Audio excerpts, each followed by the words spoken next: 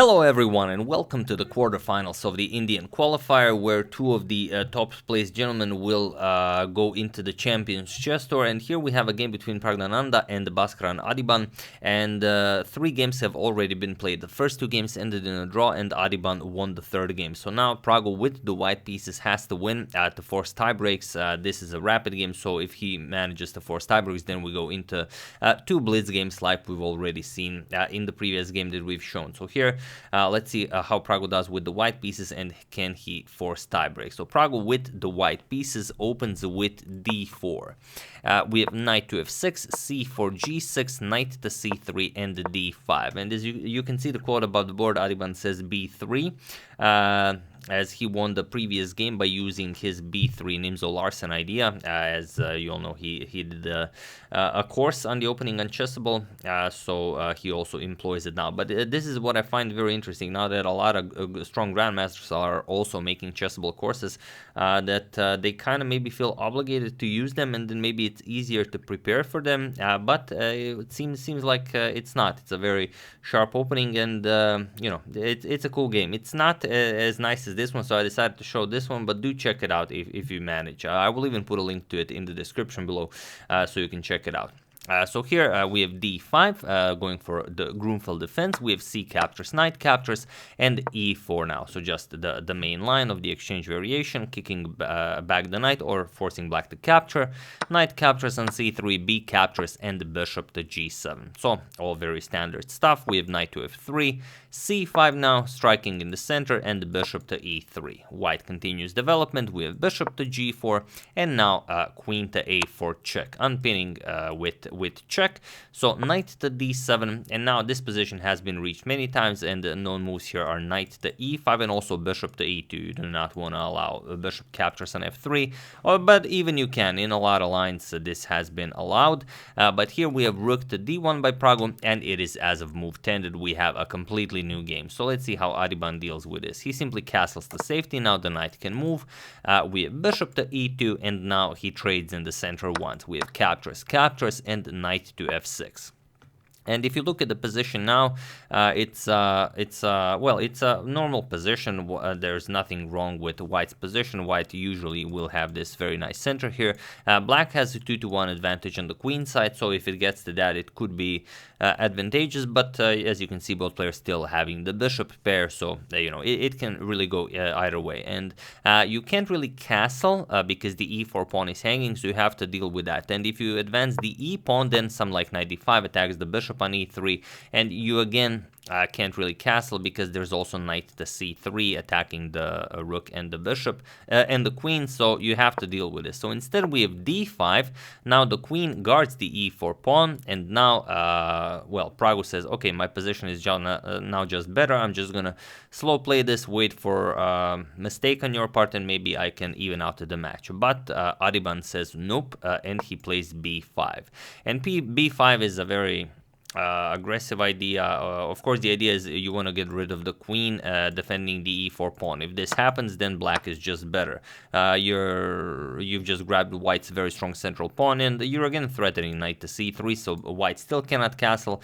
Definitely not something to look for. So instead we have bishop captures on b5. Again, this that doesn't have to be captured. You could play something like queen to b4, but Praggo says, oh, okay, I don't see you having anything here, so let's see where's the compensation for the sacrificed pawn.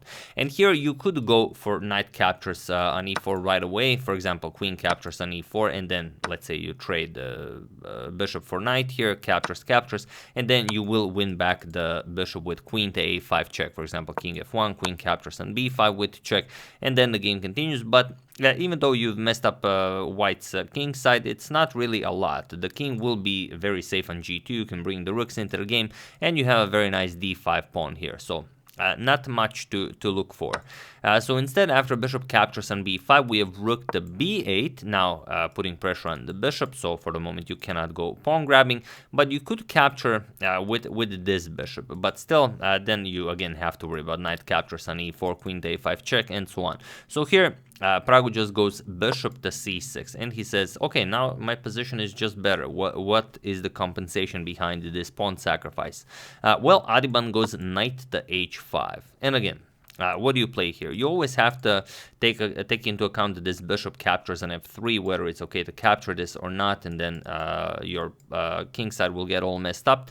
But there's not much you can do about this. You don't have a bishop here to bring back to e2. You cannot bring the queen back.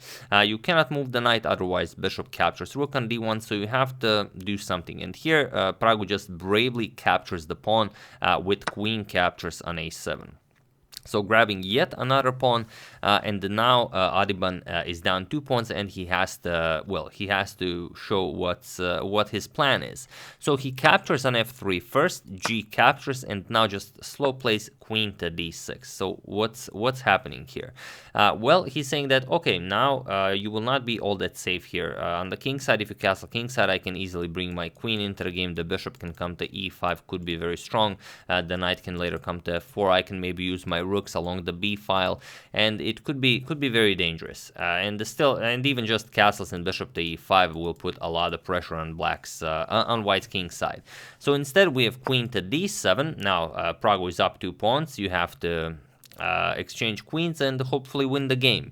So queen to f6, and now you would very much like to start pushing your passed pawn here. Even some of the squares are already nicely protected by the bishops, but the problem is queen captures on f3. So Pragu first has to defend against this. Queen to g4 is played, and now comes queen to c3 with check. So what do you play here? You have to either block this or move the king. King to f1 was played. There's nothing wrong with bishop to d2. Pragu just prefers king to f1, but now comes f5.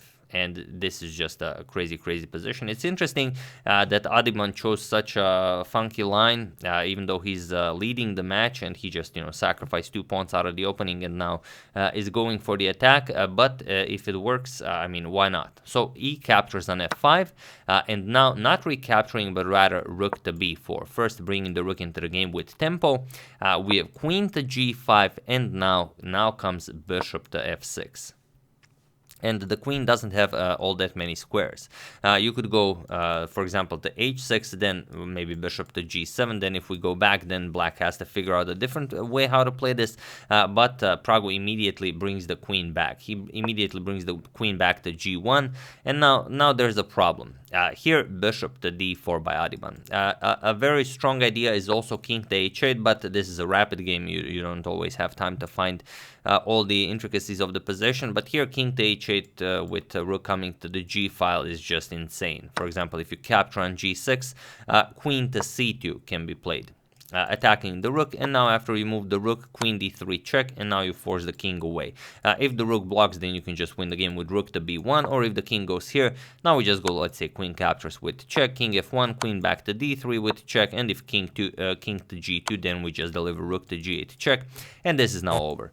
So instead, after king to g1, queen to g1, we have bishop to d4, the other move that Adhiban found, and now comes rook captures on d4. Maybe a different approach could have been queen to g5, but then we just go back bishop to f6, bishop to g7, and then we look for other ideas like bringing the knight to f4 and so on.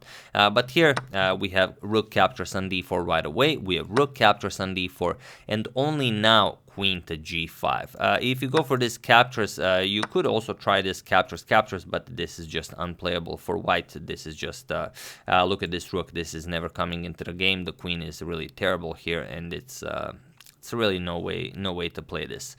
So instead, queen to g5 was played. Now white's queen is much better placed, but now there's a problem. So feel free to pause the video and win the game for Adhiban in the quickest way possible while I give you a couple of seconds.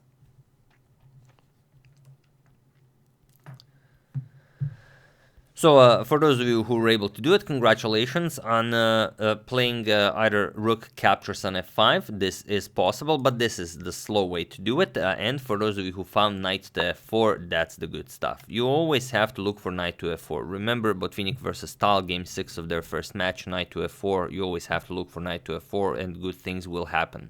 So here, knight to f4, and there is no defense here for Praggu. The e2 and g2 squares have been covered. Rook to d1 will just end the game on the spot, so you have to capture that.